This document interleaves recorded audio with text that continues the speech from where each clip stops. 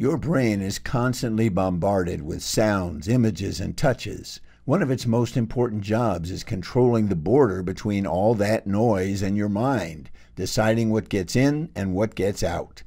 Some people can sit quietly for hours in a classroom or a meeting. They screen out everything except what's important to them. They may produce lots of impulses to get up or interrupt, but they don't act on them. Not every brain does that job so well. Every brain does have a filtering system. It constantly and automatically sets the rules for what's important. When you're meeting with your boss, the rule is noise from the street is not important. If there's a crash outside the window, the rule is find out what happened. Your brain actually monitors the noise, but it only processes what gets in. Screening is a constant job, even when you're sleeping, and it can take a lot of energy depending on how noisy the environment is and how still you're supposed to be. Some brains can't meet the challenge over long periods. Low-energy brains think with intuition and images instead of words.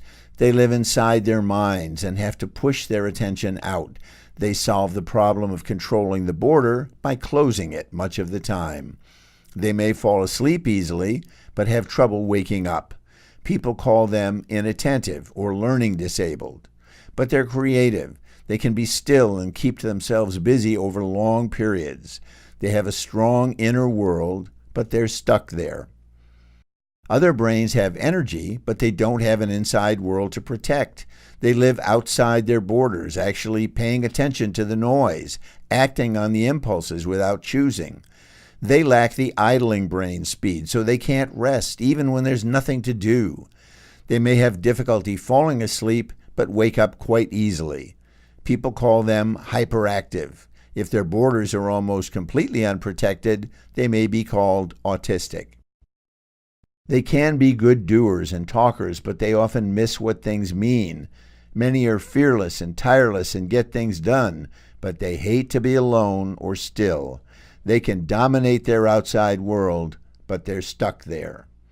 Sure, there are pills and diets and supplements to help your brain control the border, but they're temporary cover-ups. They don't really change the way it makes and uses energy in a lasting way. So how can you energize slow brains and quiet active ones? What could improve their ability to pay attention, control impulses, use words, and sleep all at the same time?